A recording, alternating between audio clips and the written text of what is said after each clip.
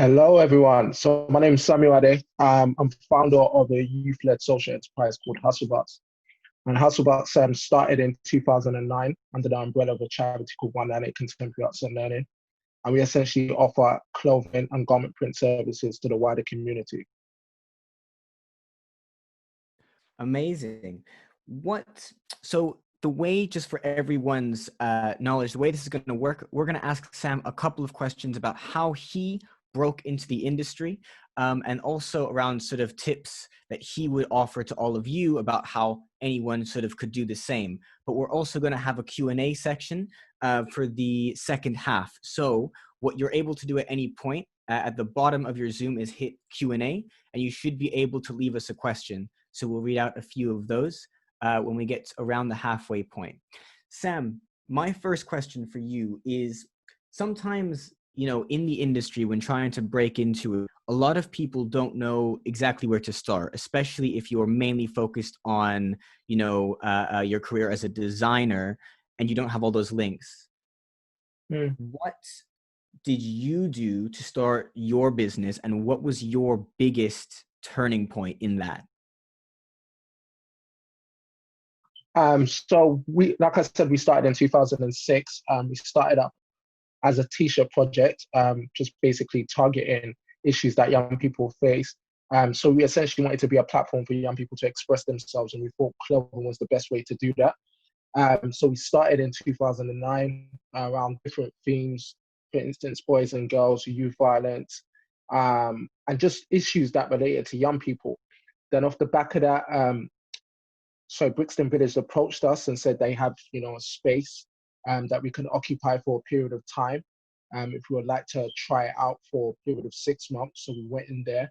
It was 198 that took it over. Then essentially we took 2 weeks out of the 6 months to deliver a pop-up shop in 2010. And that was quite successful. We did that in conjunction with Central St. Martin's. And off the back of the response of that, that enabled us to now occupy that shop front for 6 years. So we were in that space, offering garment print services as well as clothing to the wider community. So yeah, we were able to work with a number of different organizations. But I think the key thing that's been useful for me is partnerships. Like I mentioned, we collaborated with Central St. Martin's. That enabled me to go on to do my degree there. And yeah, like we've always sought partnerships with different organizations to further the work that we do and to make a wider impact with young people. Hope that answers your question. Yeah, no, that's really, really amazing. I think, like you said, the key word there is partnerships is behind so much of what we try to do as well. When you have those strong partnerships, so much can change, so much can catalyze. Definitely. How did you go about finding the partners that were right for you, if that makes sense? Sometimes there might be loads of people out there, but you Yeah. said, this works for us. This is how we know that the partnership is really helping us achieve what we want to achieve. How did Yeah. you go about finding them and making that work? So initially, St. Martin's had already worked with 198 for a number of years doing exhibitions for some of their CSM students. So we already had a connection and affiliation with them. So when we set up HustleBucks, it was right up their street. They loved the concept. They loved the fact it was a social enterprise, and we were essentially helping young people to develop the skills they needed to get into fashion. And also, that actually started their own clothing brands. So it was a win-win for both of us. Do you understand? They approached us and said, they'll love to get involved in our fashion show. And they also told me about a short course they were doing at the time, which enabled me to now obviously go on to do my degree there eventually. So I got into the short course and I was attending courses there whilst we were also working in partnership together. But I think for me, it was always about whether our visions align. Do you understand? Like, it's important that whoever you partner with, that you ensure that your vision aligns with them and that you're heading in a similar direction.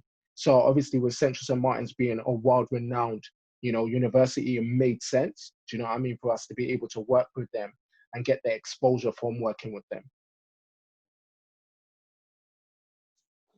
Nice. And for me, we're like, a really, really big part of that is that vision. How did you know, not just because of the size of what they do, but you know, who they are? How did you really know your visions aligned? So essentially it was what they brought to the table. So, you know, they offered to assist us with actually coming up with some of the garments. They assisted us, you know, in actually delivering the fashion show itself. So, you know, it was what they were willing to bring to the table. And I think in whatever partnership you're with, it's important that you understand what both parties bring to the table, you know, and you're able to weigh it up from there. Of course. So you took that time to actually understand what you both were bringing to the table to help each Of other. It's course, not one-sided. of Nice. course. And what tip would you give to anyone watching and anyone who, you know, is looking to sort of do something similar to you and start up in that way?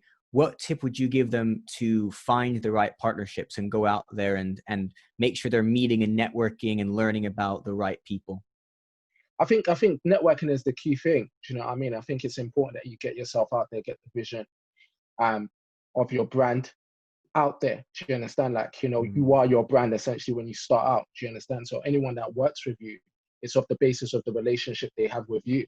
So it's important that, yeah, like you just communicate your vision, you know, you network with the right people, ensure that you're in the right circles and connecting with the right kinds of people to ensure that you're able to get the right kind of partnerships. But I think early on, one of the beneficial things for me was just getting myself out there, going to as much conferences, events, you know, around business, around, you know, entrepreneurship, around fashion, and then just kind of working from there. So yeah, really getting yourself out there and networking is a tip that I would advise. Yeah, and there are loads of sort of like free events and things that you can sort of just turn up to, aren't there? Definitely, definitely. And considering the whole lockdown situation, you Yeah. know, a lot of the events are accessible online. So it's just a matter of doing a search and event, right? Mm. You'll be able to come up like across some great events that will just give you some insights and wisdom that you need to get started. Nice. Amazing. Jeremiah, do you have any questions you want to Yeah, ask off the so bat? for me, my question to Sam, I've known you for a very long time. We Yeah, indirectly met about 10 years ago. So I was around like the age of 11, and I was the member of the UK Youth Parliament for Lambeth, and we yeah, had actually gone into the Hostel Box store in Brixton Village to get like all of yeah, our merchandise done. So like, just so everyone in the webinar knows, Hustle Box in Brixton, South London is a massive name, and yeah, for yeah, us even to engage with them at that point was like incredible. But the question that I have in relation to today, a lot of emerging designers must have come across you must have come across them. There must have been yeah, tons of emerging designers that walk through your doors, they give you the designs, and yeah. they ask you to make clothes for them. What is the biggest piece of advice you have for anyone who would currently be in that position? Because again, hustle box for me was like the thing. Everyone in my year group Yeah, was interested in fashion. They would put together designs and then they'll go to the shop to get it printed. Before you yeah, knew yeah, it, we were in a fashion business, even though we were like 14, 15, 16. We didn't even yeah, know yeah, what we yeah, were doing. So yeah, because you've come across so many people that obviously come from that background, so many yeah. people who are motivated to create their own platform and their own brand. What is the greatest piece of advice to anyone in that position? I would say start small and test your market. One thing that I always encourage, you know, and one of the reasons why we did vinyl printing was essentially we bought our own equipment to offer these services to young people, you know, and essentially they could come into the shop and get their garments printed. One of the things that I would always advise, you know, a young person who's looking to get into fashion is start small. You know, a lot of them had big dreams or visions of, you know, printing 50, 100 garments. And before you know it, there's not really any target, do you know what I mean, market to actually be able to shift those quantities to. So it's important that you start small. Do you understand? Like I would always advise that you do like, for instance, 5 to 10 pieces, you know, put that out online, you know, sell it to your friends or even give it to your friends and family and just kind of get the response and engagement from them so you can understand whether there really is like a big market for this. Do you understand? Because I think the worst thing is for you to spend a load of money, like tons of money, and only for you to find out that no one's buying your product and no one's interested, do you know what I mean, in your designs. So it's really important that I think as a young fashion designer or you're someone who's looking to break into the industry, that you start small. And yeah, start with small quantities and validate whether there is a need in the market for the fashion brand that you're looking to set up. Amazing. Cool. Thank you so much for that, So, Sam. Yo, go for it. Ooh. guys, my connection's a bit it's been playing off the data. Can you hear me, No Sam? worries. Yeah, I can hear you. Yeah, I think my other sort of question is, what is the biggest mistake you've seen the majority of, because we all make mistakes, especially when setting Yeah, up businesses. So the majority of designers, enthusiastic young people, yeah, what is the biggest mistake? Because even me, myself, when my friends would put together their brands, there were so many things that they were getting wrong. And there's yeah, nothing wrong with it because, again, none of us are fashion designers part of LVMH. Do you know yeah. what I mean? So the fact we've been able to take the steps to take it off the ground, cool. But what is the biggest mistake that you always see? I think, yeah, the biggest mistake again is spending too much money at the initial stages. Do you know what I mean? Like printing tons of garments, do you know what I mean? And only realizing that afterwards that they can't shift it. Do you understand that? The amount of people that we print garments for and then they realize that actually, you know what, they're unable to shift it or there's not really a market for it. It's just been crazy. Do you know what I mean? And I think obviously keeping your figures low, do you understand? And watching the cash flow. A lot of young fashion designers will like put £100 or £200 into, you know, their designs and getting them printed. And then it's a situation where they've just got that stock sitting there. Do you understand? So I think I've seen so many young people just kind of had this big dream and big vision and they don't put the necessary foundations in place. Do you understand? One thing about a fashion brand or any kind of business is you have to be systematic in the way that you go about things. Do you understand? And you need to ensure that you have the right kind of foundation and the right kind of people involved. So yeah, like a lot of people, you know, they'll get their finances wrong, for instance. You know, they won't necessarily understand, you know, the simplistics of business. Do you understand? Like the importance of having cash flow, the importance of revenue, the importance of ensuring that there's supply and demand. Do you understand? So a lot of people assume that there's always going to be a demand for their fashion brand. Whilst in some cases, there may not necessarily be that. Do you understand? Or some fashion designers, they're just recycling some of the fashion designs that they've already seen or the brands that they've already seen. You know, another mistake I see as well is young people only really design for themselves. Do you understand? They think that because they like something, everyone else is going to like it. So they base their ideas and their designs and concepts on what they like, forgetting their market or forgetting the kind of people that they're aiming for. Do you understand? So like initially, one example I'll give you, for instance, is early on, we were targeting young people as our sole buyers, you know, to buy into the brand. And then we kind of realized that actually when it comes to buying power, not many young people have buying power. So it's more imperative for us to target the adults, to target their parents, because it's their parents that are buying for their kids. So we had to essentially kind of restructure the brand in a way that enabled us to target the parents as well as the young people that were our core demographic. Yeah, no, Hope that definitely. answers your question. Yeah, more than enough. I think the other thing for me is when we have fashion, I don't know if it's just me, but it sounds trendy, it sounds young, youth, millennials, Generation Z. Do you know what I mean? What if there is someone who, again, age is just a number. You know, I've seen people in businesses 50 plus, you know, it turns them into millionaires. Yeah, of So course. Yeah. what's your advice to like people who are a bit older, Yeah. not really from the generation of trendiness and Yeah. like hipster stuff? Yeah. What advice do you So give to them to, yeah, just the exact sort of same way, getting into fashion, doing what young people can do? Because again, as young people, we're quite, I'm not going to say as you're older, you're less motivated. I just feel there's more opportunities for us as young people, and especially of within course. Yeah. fashion. You know, we know social media like the back of our hands. So just Yeah. someone Yeah. who's from a different sort of generation, how can they, if they have an idea for a brand or Yeah. just a company to get going? Yeah, I would say stay close to your customer. Do you understand? It's very key that you know your key audience, like your key demographic or your key market. Do you understand? And you stay close to them. You find out what their needs are. You find out, you know, how they tick, where they spend their money. Learn as much as possible about them, about your customer as possible.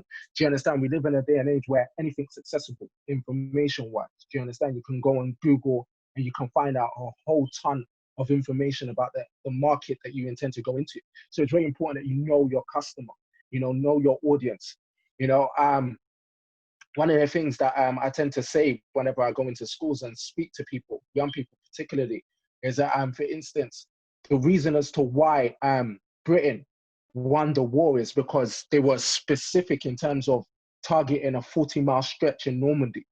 So they sent all their troops into this particular area, and they conquered it because they understood that in conquering that stretch, it will enable them to win the war.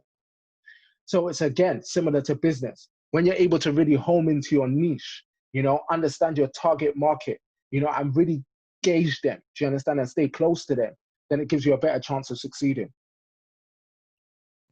Amazing.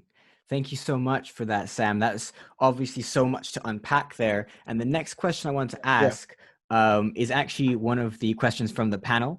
It's a very loaded question, so you might need to give us a shorter answer, but as much as you feel like you're able to answer for now, I think this is such a great question. So Elena asks, hi all. I come from a business background, but as fashion has always been my passion, I'm starting now to draw clothes and I really like it. But what are the next steps? Not on a business level, but literally. So after I draw the clothes, what's the process? How does the supply chain work and things like that? Okay, how does the supply chain work? I would say once you've drawn the designs, actually get them digitalized.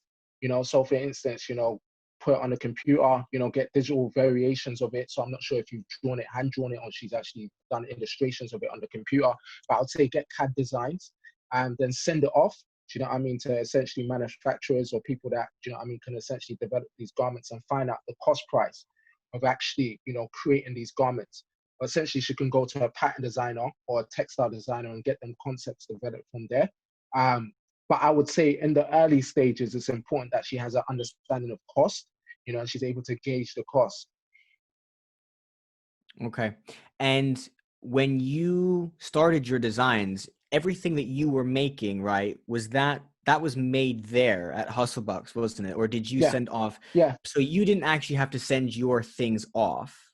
No. What do you know of any sort of organizations or places that people can research to find exactly what you've just described? So all the things that you were able to do hands-on at Hustlebucks, what were those kinds of things so that people can research for others? Okay, so we were more print-based.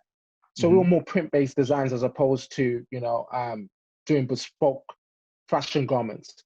So essentially we used vinyl printing as our method of printing onto garments. So we'd work up a design and then off the back of that design, we'll now print them up. But I'm more than happy to share links to that manufacturers and people that could potentially help, you know, and you can get across to it. Yeah, that would be great. One thing we're going to do when this is done is send a follow-up email.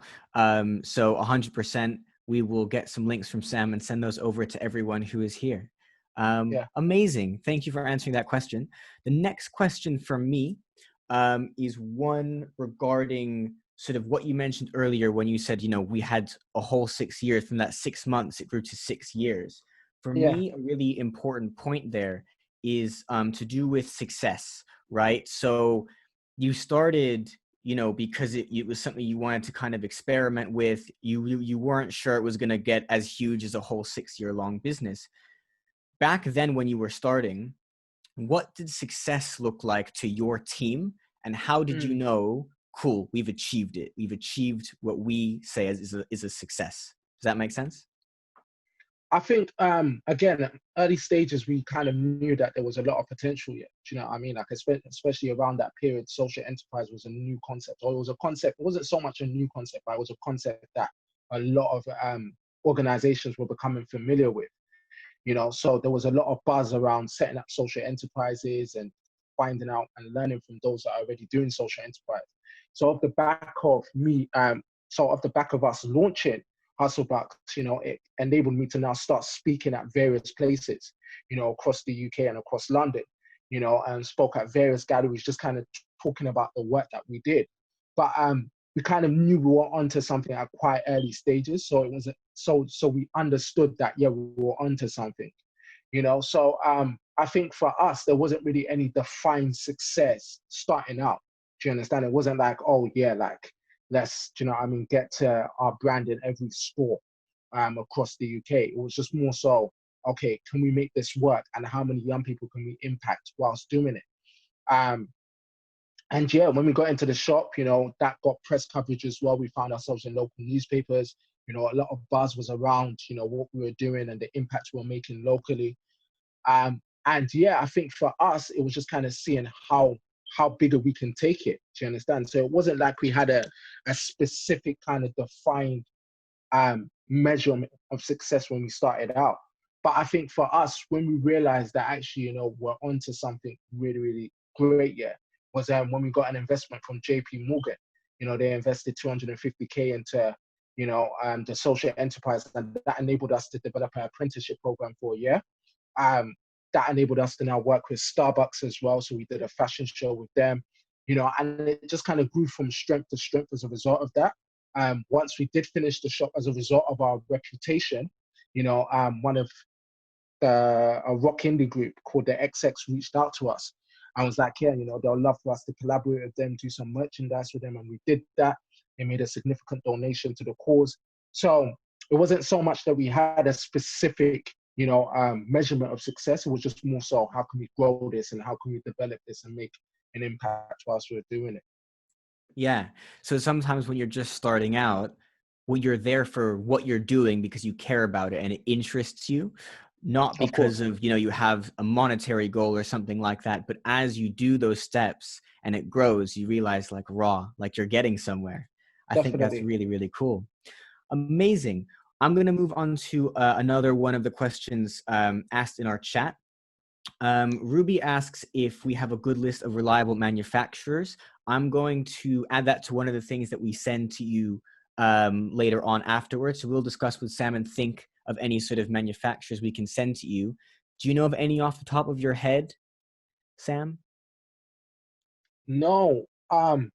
Yeah. No, but I would say when she's contacting manufacturers, I would say that get some samples of the designs.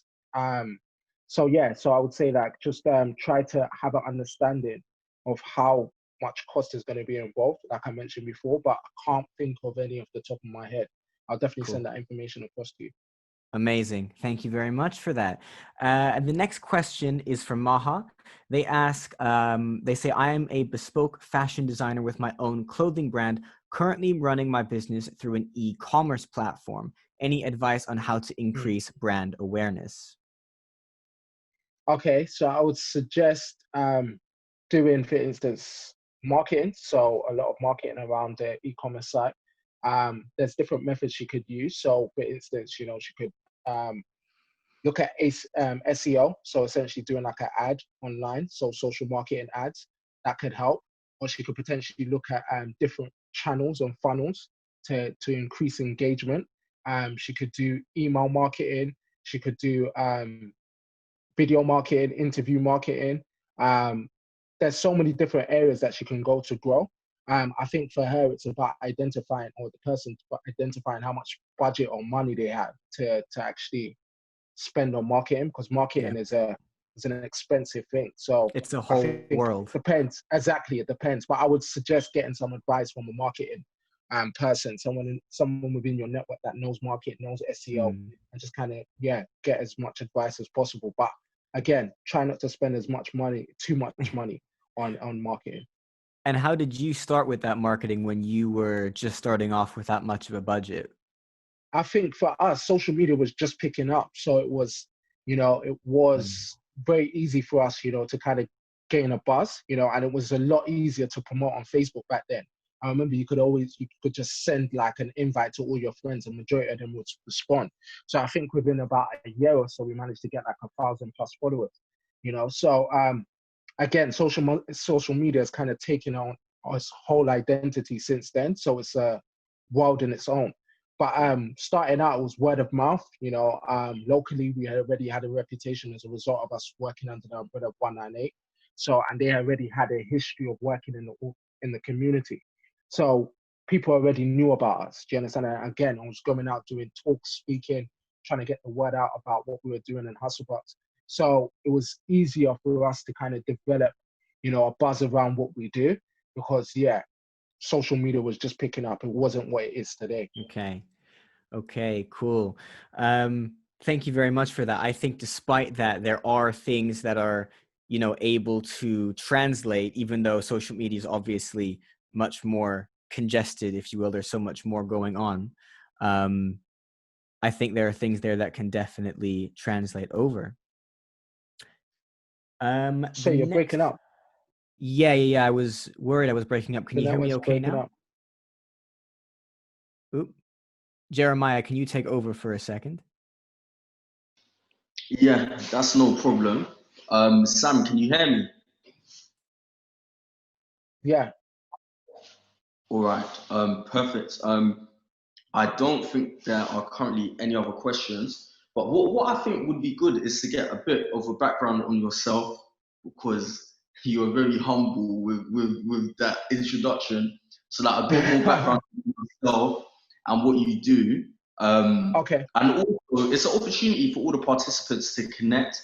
So if you need someone to help you with design work or any sort of work that's print-based, Sam is the person that can make it happen. And also, it would be good to talk about potentially some of the other ventures that you're involved with, some of your other businesses, just everything. Okay, cool. So I started off my journey. I think it's important that I go back to after school. So essentially, leaving school, I failed all my GCSEs, and that was a turning point in my life. I realized at that moment I never want to fail again. So I was determined, to actually work harder, whatever I put my mind to. And like looking at the results, it was kind of life changing for me, because I was a bit unsure of how I would be able to explain this to my parents when I got home. That listen, I failed one of my GCSEs. So I remember speaking to a career advisor, and they said, it's roughly going to take roughly about 4 years to get into university. And I was like, that's too long. Essentially I'll be 2 years behind my peers. So I wanted to do an art and design course, but as a result of my qualifications, I wasn't able to do it. So the only thing that I was able to do was a business GMBQ course, and I did that, and I was determined to work hard at it. So worked hard, that I ended up getting a merit that enabled me to now do the qualification I wanted to do, which was the art and design course. So I went on to do that, worked hard at it again, and that enabled me to leave with a merit. And rather than going on to a national diploma course that would take 2 years, I was able to now fast track and got onto a diploma course at a university. But whilst this was all happening, I had now got involved with an organization that my friend ran. So she was, no, she didn't run it, but she was involved in it. So basically, there was a local organization in Brixton, and she wanted me to do a mural. And she reached out to me, and she was like, "Yeah, Sam, it's the opportunity for you to do a mural in Brixton. It would be great for you to get involved." So I expressed an interest, but things didn't work out. So as a result of it not working out, she said, "You know what? It'd be great if you get involved in this organization called 198. They're a gallery based in Herne Hill. They do exhibitions, and they run courses around Photoshop, Illustrator, and different design programs." So I got involved with that as well as, going to college. So after I did my qualification, which was the equivalent to a diploma at LCC, I kind of decided I wanted to take a break. Which was kind of like a lot more difficult than I know. So I was questioning whether design was something I wanted to do long term. So I took a break. During that gap year, that's when we started our Hustlebucks. And then off the back of us starting Hustlebucks, we were able to now obviously partner with Central St. Martin's about their short course, and that enabled me to now go on to do my degree there. Did my degree, finished that, but I've always had like a passion for entrepreneurship, and creativity. So when I left university, I said, I'm going to start up a design business. So I set up a design business called We Are Grounded. I'd already been working with clients in the background whilst I was going to uni and college, through the clients that would come to 198 or people that would just inquire about design services. So I already had a portfolio upon leaving. And yeah, so just left, started up this design business, started working with local brands, startups, medium-sized businesses on their brand and marketing needs. And that's called We Are Grounded. So I do that, day to day. And then, yeah, whilst doing Hustle Bucks and We Are Grounded, again, we were going from strength to strength and from momentum to momentum. And then, yeah, after we left the shop, we collaborated with this rock indie group called the XX, got exposure and a video out of it, which was amazing. And then that basically we decided that, we're going to develop our services to a greater extent. So essentially we said, we're going to pilot a factory model, which is all about, getting, grassroots entrepreneurs to build sustainable businesses. So through mentorship, through advice, and through support. So we piloted that model. We realized it was quite successful. Again, with the success of HustleBucks, we said, we're going to expand our services. So we decided we're going to develop the space in Herne Hill, 2 floors up, and then essentially become a hub for young people to get the advice and support that they need to build sustainable businesses.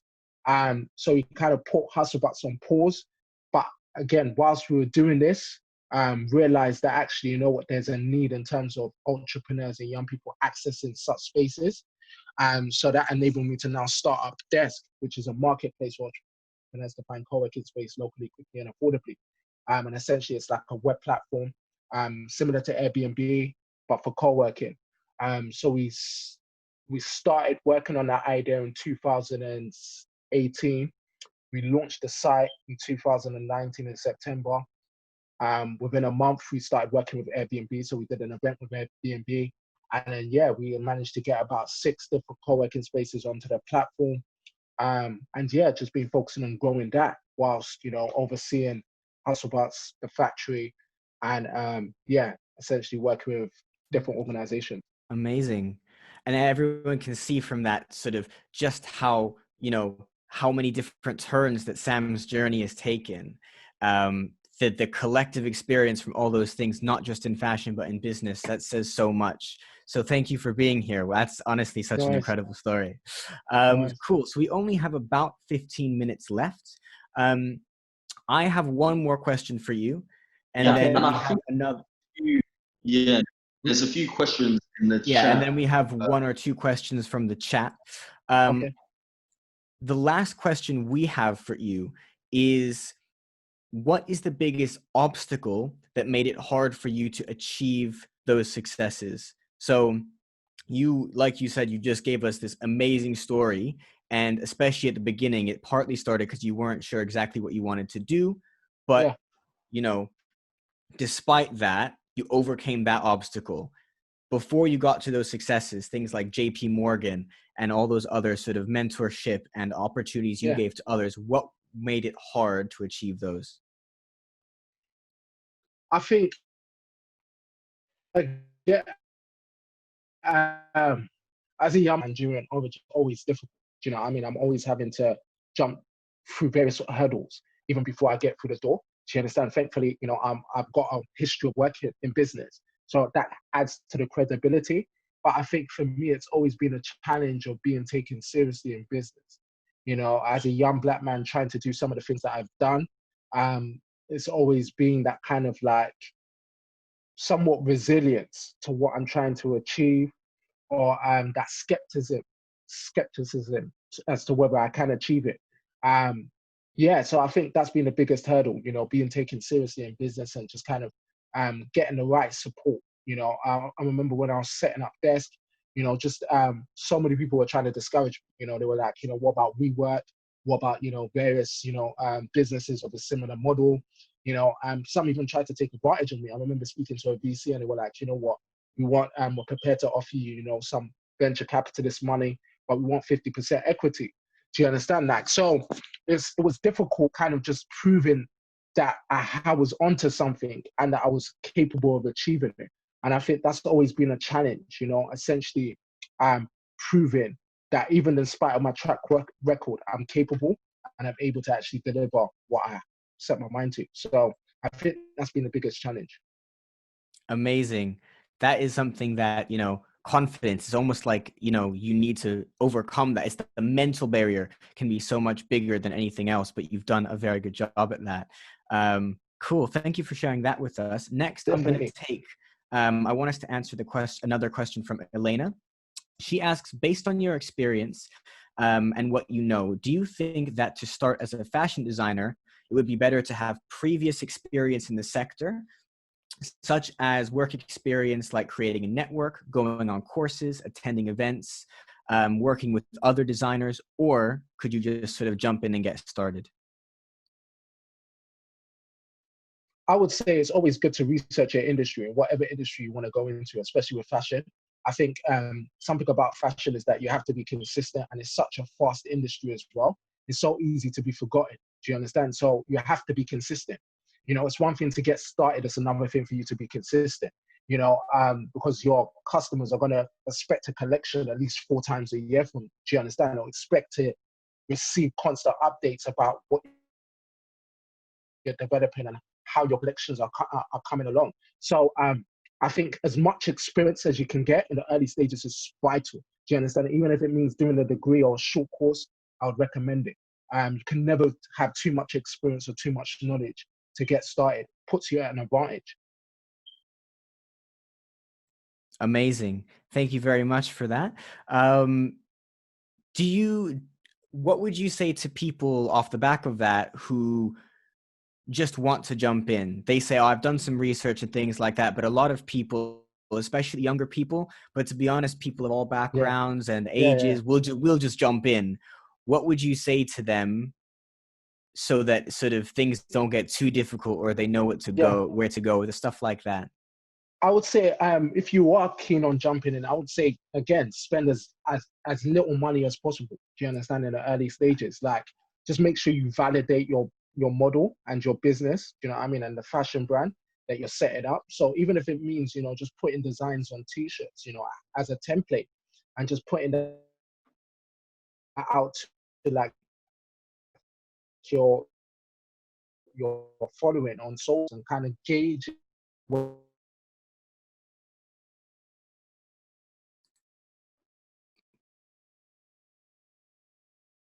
Ooh.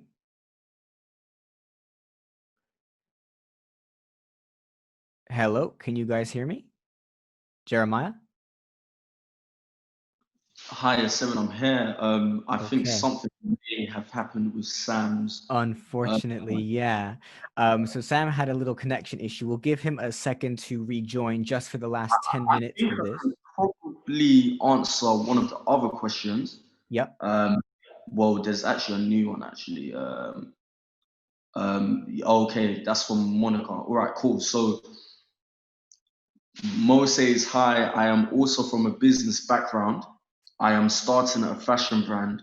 I have an idea of a product, but not the ability to execute it myself. What is the best way to find designers to work with? Oh, Sam's back. All right, let me quickly answer this question, and then I'll hand back over to Sam. So in terms of finding designers, well, first of all, Nigel will send over an email with some background information and maybe a few contacts and stuff. But the whole point of these webinars is the platform that we want to create with Tag is basically the solution to a lot of these questions. And again, we want Tag to be a platform where anyone in this webinar could go into the website or onto the app, and you could basically, in a live manner, you know, find designers, manufacturers, you know, even thinking about your retail chain and how you're going to distribute your items, even down to like business consultants. So yeah, we will try and answer as many questions and help in as many ways as possible. But we'd love for you guys to be engaged with us, because of course we're working towards building this platform. And yeah, we have so many links in the industry and businesses that we're looking to work with on this. So just to know, but back to Mo's question, as a really, really good example, I use Fiverr for a lot of my work. It's a website online where you can connect with dozens of different designers and send over a brief. I'm currently actually working with Sam. I didn't mention it, but I'm an author, and I have a book being published later on this year. So me and Sam are sort of working together on merchandise, and to think about things that we can do around the book. But Sam is actually a fantastic designer. That anyone here, I'm sure he'll definitely be up for working with you guys, especially if you need print or design services. So yeah, Sam, let's hand back over to you because I know you were caught in the middle, and then we'll answer the final questions and let everyone know about the next steps moving forward.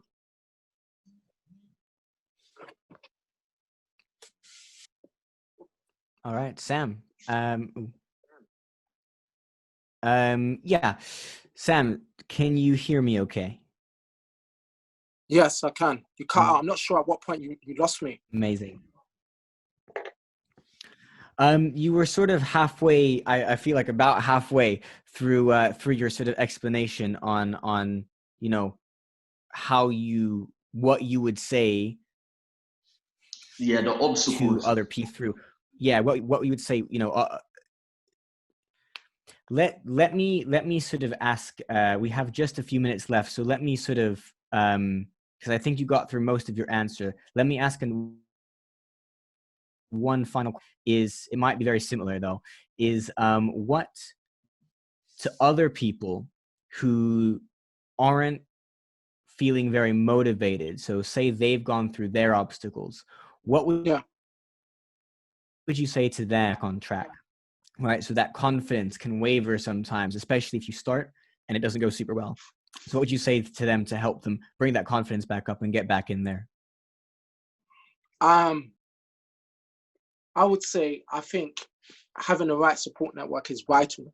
You know, having people in your support system that can encourage you, that believes in your vision, that believes in you, you know, and champions what you do is so important, even if it's one person. Do you know what I mean? Because there's going to come times where we struggle, do you know what I mean, to actually, you know, find the motivation to carry on. But it's those people that are going to encourage you, you know. So having a mentor, having a support network of friends is vital, you know, to any entrepreneur. You know, no one's an island. So I would say in the early stages, try and cultivate, you know, like-minded people, you know, develop a network of entrepreneurs and people that are on a similar journey to you, and just be accountable to one another, you know, encourage one another. You know, I'm fortunate enough to be a part of various networks, you know, and they keep me motivated in those difficult seasons. So I would definitely say, you know, just be accountable to people on similar journeys to you and encourage one another in those difficult times. Yeah. Amazing. Thank you so much for that. And I'm really glad that you said that, because I've heard from countless entrepreneurs, myself, Jeremiah, so many people online. You know, there are days as an entrepreneur when there's so much to do, you get up in the morning and you're like, I just don't want to get up today, because Definitely. you know there's so much to do. But if you love it and you can help, you know, you have that support network and you can help yourself feel motivated like you just described, you can get so far. So that's super important. Thank you for sharing that. Definitely. Cool. That's it from our questions and the questions from the chat that I can see. Jeremiah, do you have any final questions for Sam before we wrap up?